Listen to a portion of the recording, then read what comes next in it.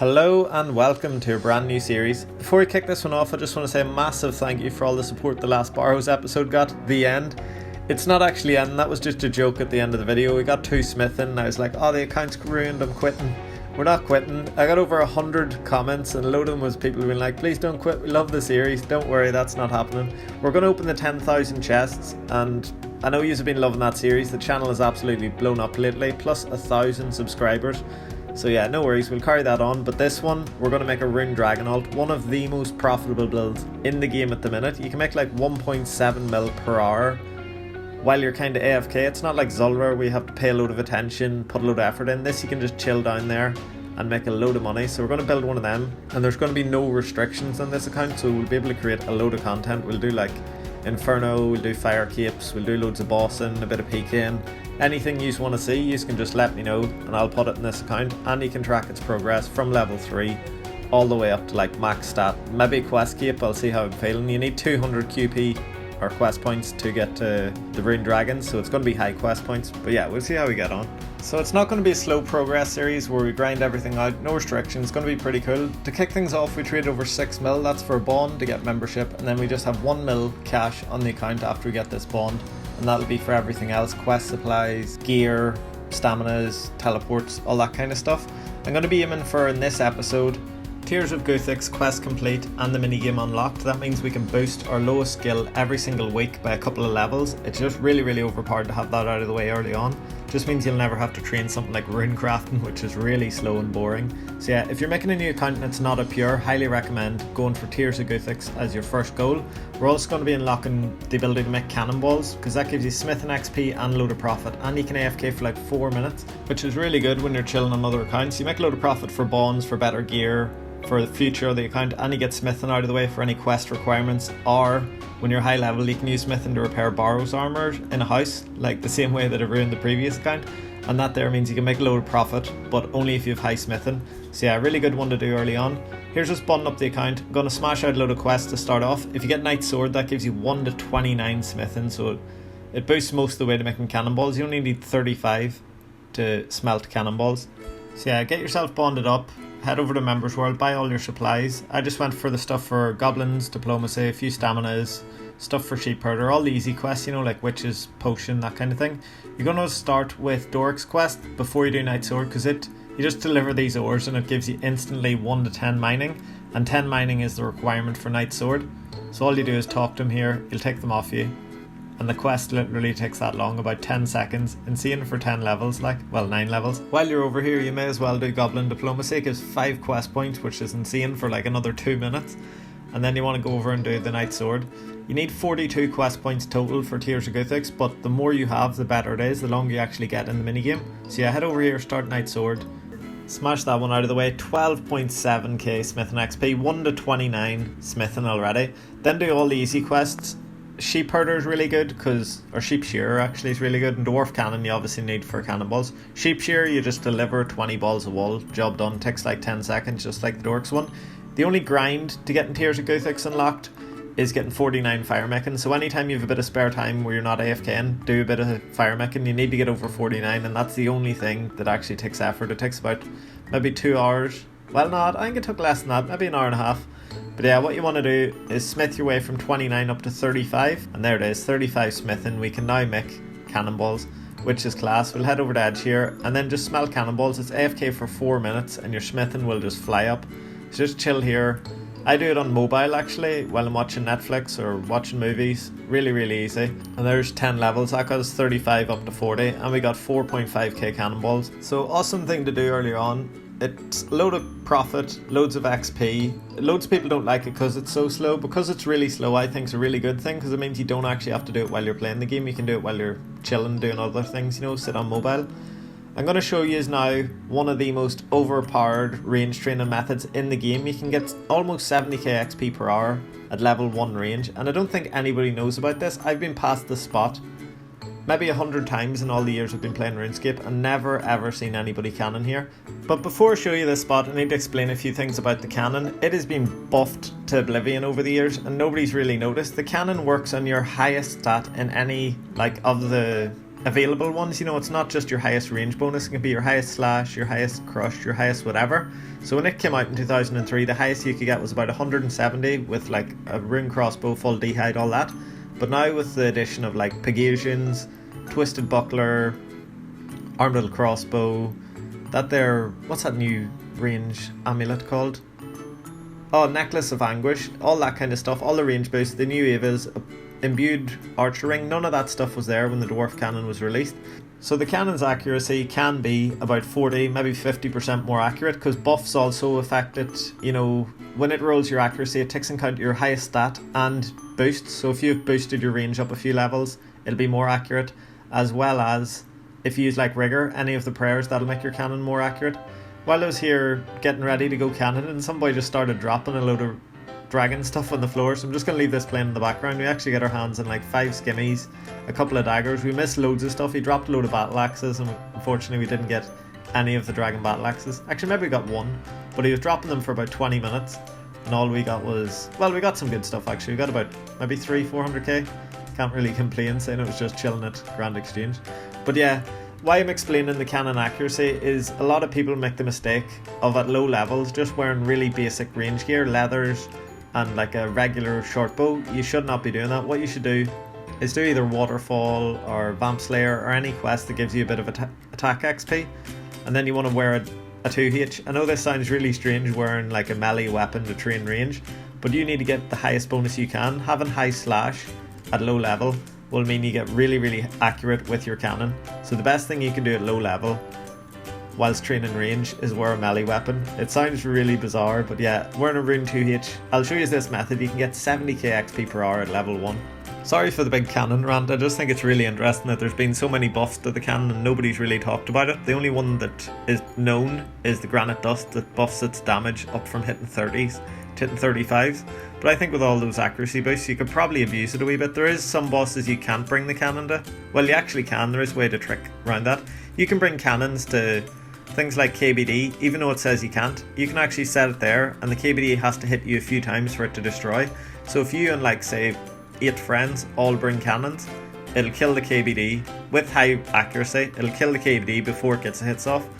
So really interesting, in my opinion anyway. You might think it's pretty boring, but yeah, later on this account I'm going to show you how badly you can abuse the cannon accuracy buffs. But for now, I just want to show you this here method. So I done Waterfall, Tree Gnome and Fight Arena to get me up to 40 attack, and that means I can wear this rune 2H. And look at my setup, I'm just wearing like a combat brace, a glory and a rune 2H. That all gives me quite a good slash bonus, which means my cannon will be really accurate compared to what it should be at 1 range. And now what you want to do, just going to reset all this so I can show you how much XP per hour we get. And if you look at the game clock there, we're in 1 minute 28. I'm going to show you the first 10 levels at normal speed. And you see this spot I've marked here, this little green square? It's actually kind of a safe spot. Only one person will be able to attack you at a time while you're here. So even if you're 10 HP and trying to cannon, you can get 70k XP per hour in this spot. And because their max hits like 4 or 5, they'll not be able to kill you. You'll be able to eat every time they hit you. So you'd load your cannon. I don't need to worry about it, I've got higher hit points, but if you have 10 HP you can load your cannon, stand in that little green square and just come out and load it every time. We've done 1 to 7 already. And here we are coming in. I've actually forgot the food. I'm going to have to go back to the Grand Exchange and get all my meat pies out. But yeah, there's level 8 already in less than a minute. We came here at 1 hour 28 on the clock and now it's 1 hour 29. So 1 minute to get our first 9 range levels. Probably be level 10 before we get back there. You can leave the cannon if you ever bank or anything, just leave the cannon going. And there we go, 10 range. I'll speed up here to maybe 40, but keep an eye on that game clock. And we'll do a full hour here, see what level we get to. I really need to get to level 46. That unlocks the adamant crossbow, and it's really overpowered. A lot of people overlook it and go straight for rune, but adamant crossbow actually has really good range bonus. Plus 78, which is really strong on low level account, because you can wear that with like snake-hide armor. I'm actually going to switch over to defense stance here, start training it. You need to get 30 defense, 30 range out of the way, and then you can wear like snake-hide boots, snake-hide bandana, body, shield, and either green or blue d'hide chaps and vambraces, and you'll have like plus 120 range bonus at like 40 combat. It means your cannon's just going to rip through almost any slayer monster, because they're all pretty kind of medium defense levels. So yeah, we're definitely going to go for that. So we switched up from training defense. We're going to finish off the crabs, and we got ourselves a Dorgeshan crossbow and all that. We're getting 71k range XP per hour, which is mental for so low level. We've only been here for 40 minutes. There we go, 40 range coming in. We can now wear green D-head. What do you think of this training spot? It is stupidly overpowered if you ask me. In 2 hours you could get from 1 to 50 plus range if you just sat here cannoning. Like, we're not going to stay here for a full 2 hours though. We only want 46 range. The only downside I can see to this is it's really, really expensive though. You do burn through the cannonballs pretty quick. But if you just make a bit of money first, come here, you could get 1 to 50 plus, and then you can make a load of money with range, so it's not too bad to start you off anyway. While we smash out this last range level, I just want to shout out the Discord. We made it like 2 weeks ago and there's already 40 plus people in it, so it's awesome to get it so big so fast. I'm going to put a link in the description if any of you want to come and hang out there. We're going to be doing like community drop parties, a load of community events, just putting in new video ideas, release dates, all that kind of stuff, and just chilling, hanging out. If any of you want to join, that'd be awesome. But there we go boys, 46 range coming in. Massive achievement on the account, because now we can actually do Wildy Slayer really efficiently. 46 just makes cannoning way more accurate, but we do need to get this here 30 defense out of the way so that we can use all the snake hide armor, and then we'll be able to get like plus 100, I think like 120, maybe 130 range bonus, which would be awesome for such a low level. We're only 33 combat, like we'll probably get up to 40 with these defense levels. We'll just fly through them. There's 14, 15, 16, 17, 18, 19. I'll jump through here actually. There's the end of it. 27, 28, 29. You don't really need to see all the wee low levels like. And here we are boys, 30 defense coming in. That is snake hide armor unlocked, which is pretty massive. So now we'll be able to use that for Wildy Slayer. We're not going to do it right away because we want to finish off Tears of Guthix. We're still on day 1 by the way. All this here has been done on the first day on the account. But I have to go make myself some lunch, so instead of doing any more on the account, and instead of just clicking log out, what I'm going to do while I go make some lunch is I'm going to get my magic offensive bonus under minus 65. You get this by wearing green D-hide vamps plus any full armor set, you know, like full steel, full iron, full black, full myth, full addy, full rune, whatever, and a staff. That'll give you minus 65 magic. You can't wear any ammo with it, but it means you'll never hit on whatever you're attacking, and it'll always hit you back, so you'll never like log out. While I went and made lunch here, managed to get a load of magic levels whilst not sitting at the keyboard. So if you're ever doing anything where you have to go away for a couple of minutes, it's a really good idea to leave your account splashing, because you want to get up past 55 magic early on, because there's loads of stuff in the game you can actually alch for profit, like Black Dragon High Bodies. But anyway, the game update came. We completed Tourist Trap. I was hoping it'd give me the quest complete screenshot, but because RuneLite hasn't updated, it didn't actually get it. So the quest being completed, we got 1 to 26 agility with 1 quest, so really good one. You should never train low level agility, just do that quest. Really quick way of getting 1 to 26 agility instead of just doing a load of like laps around, especially if you're going for high quest points anyway. You want to get the quests out of the way early on. Also, never train fishing from like level 1, you just do sea slug here, and look at this, level 1 fishing all the way up, 7.1k XP, which gets us I think level 24. Yeah, level 24 fishing without ever training it. And then you can actually do fishing contest quest for the dwarf as well, and that'll give you another 2 levels, maybe up to 26, so you never need to train low level fishing. Just blast out a bit of Herblower here as well. It's really quick just to get a few levels out of the way, and Tears of Guthix actually scales so much in the first 30 levels. At level 1 you get really low XP, but at level 30 you get a stupid amount of XP, so if you can get everything over level 10, every single stat, it just means you get a lot more XP from your Tears of Guthix run every week. So I'm actually going to train rune crafting here, and you might be thinking that's crazy, there is quests that give a load of rune crafting XP, but rune crafting is not that slow at level 1. Loads of people think it is, because they go to the air altar and they get like 200 XP for 1 trip. But if you go to the body tiara, or even higher, if you go to any of the high level altars and use tiaras on them, you can get like 38 XP for every single click. So 14 times that is a good chunk of XP, probably like 500 XP for 1 run, so 2.5 times what you get at the air altar. It's a few extra clicks, sure, but it's also really easy to get to. You've got your glory teleport to get back to Edgeville, so you only have to run half the way.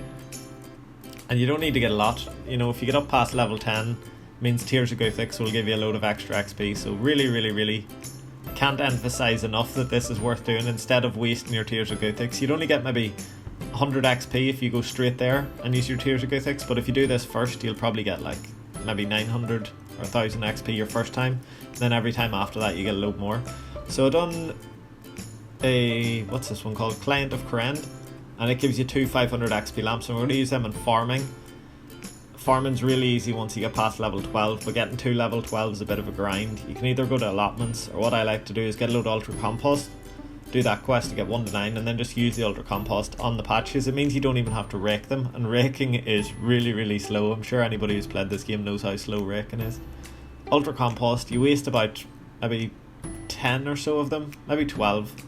Just use them on all the allotments. You get 4 at each go, so you get like 120 XP for each allotment you hit. So yeah, from level 9 up to level 12 is not going to take you long at all, and then from level 12 you can use a garden pie and just use trees the whole way. Start with oak saplings, hit the 4 tree spots, and that gives you like 2k XP just for hitting those.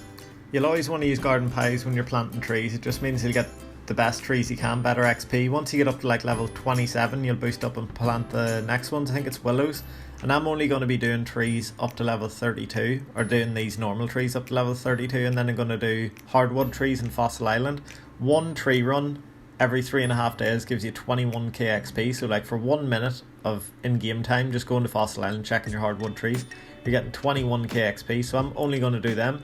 You can do more if you want high farming, but that means you're putting in almost no effort and your farming level is still going to fly up over time. For wood cutting, you don't want to train it from a low level. You want to do Monk's Friend quest, and that'll give you 1 to 13 wood cutting, and it's only like maybe a 5-minute quest, and it has this really strange cutscene at the end where you can't move and you have to dance. But there you go, 2k wood cutting XP, 1 to 13.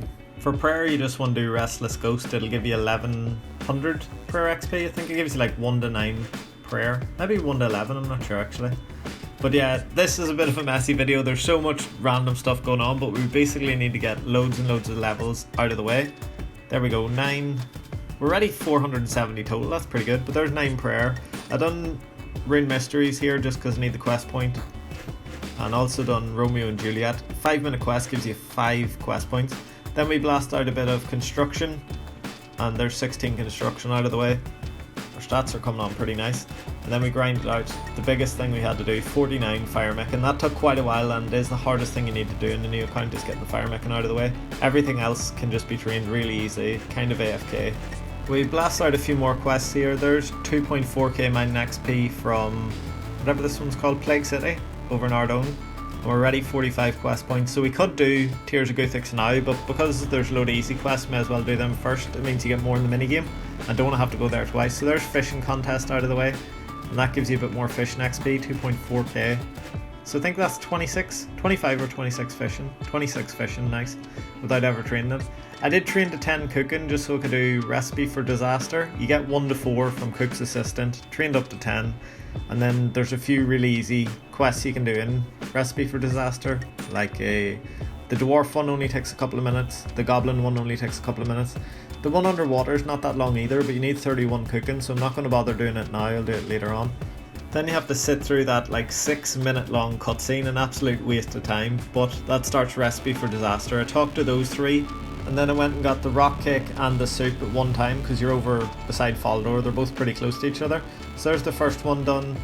That gives us a couple of cooking levels there, and a Slayer level actually. That's pretty good, I didn't know that gives Slayer. And that one actually gives farming, so you would only have to do Client of Corrend and that to get 12 farming. You don't actually do that ultra compost thing. I didn't know that one give farming XP. I'm actually a bit torn here by what I want to put Tears of Guthix on, whether I want it to hit farming, or not farming, Hunter or RC. I completed a X marks the spot. It is like one of the fastest quests in the game. It's not as quick as those Dorix ones where you just hand stuff in. That took about 2 minutes, and it gives a 300k XP lamp and a beginner clue scroll. Don't know if that's any good, but yeah, I'm going to put this in Hunter, and that gives us 10 Hunter. But I think I will come back, train a bit of rune crafting so that Tears of Guthix still hits that. We done Merlin's Crystal there, and that there gives us 6 quest points, which is pretty awesome. That there gives you a load of extra time in Tears of Guthix. And then we smashed out 20 crafting. You actually need 20 crafting and 20 smithing to do Tears of Guthix quest. You have to like craft this little bowl, bring it over to them. You mine the stuff using a chisel on it. Yeah, you'll see that quest in a second anyway. So we smashed out 20 mining there. We could have got it by doing dig site, but it's quite a long quest and can't really be bothered with it today. I'll do it in a couple of days. I do need to do it to get to Fossil Island, so it will be one that we do soon. So yeah, that's all the requirements out of the way. All we need now is to get our prayer level above our hunter and also get a couple RC levels. So we went over, bought 40 dragon bones and went to Gilded Altar in World 30, and prayer just flies up stupidly. Like 40 bones got us from level 9 prayer all the way up to level 28 in like 4 minutes. Getting 43 prayer will take no time at all. I haven't really trained prayer that high in a long time. But yeah, then we head over, done a couple more runs here, and that managed to get us 12 RC. I think we get up to 13 here with the rest of these. Yeah, we should do. There we go, 13 rune crafting, and that is the final level we need out of the way before we can go and do the Tears of Guthix quest. As I've looked at the XP rates, it's going to be pretty slow, Tears of Guthix. Like, it's not going to give me a crazy amount of XP, but as you get higher quest points and as you get closer to that level 30, the like peak of Tears of Guthix, it goes up to almost 6 times the experience. So the quest's really easy. All you have to do is use this sapphire lantern and one of these wee yolks here. Brings you over here. You just mine whatever this is, rocks. Mine a rock, use your chisel on the wee stone, bring the bowl back to June of the Snake, and that's the quest done. The whole quest takes you maybe 40 seconds. And then you have access to Tears of Guthix. So there it is, a massive quest to get out of the way. I cannot believe I got that done in one day. All this like progress in this video has been the first day. So we head in. We don't have much time here because we're pretty low quest points. We're only like 57. As that goes up you get a lot more time, but there we go. What do we get? 532 XP, so not loads, but as we get higher levels that will go up, you know, and we'll 1 XP off our next hunter level. But yeah, we can do that every week and it won't give us 500 XP. The next time it'll give us like 1,000, after that it'll give us like 2,000, 4,000, and in the lowest stats, so the worst one, the one we don't want to train. And here we go. So we've got 580 total, 57 quest points, day 1. It's not as brutal the playtime as that. We were AFK and making cannonballs. That only took us like maybe 9 hours playtime. The rest was either just AFKing or making cannonballs. But yeah, pretty awesome to complete in one day. 580 total. Can any of us think of a better name for this series? Because we are going to be doing loads of other stuff than making a rune dragon ult. I can't think what to call it. But I hope you have enjoyed anyway. The next Barrows video should be out tomorrow. And then I'm going to Malta for a week next week. So I'm going to try to make a few videos over the next few days and then like schedule them to go out next week. I don't know if that'll happen. If not, I'll see you all when I'm back from holiday. Thanks for all the awesome support lately. See you soon. Bye.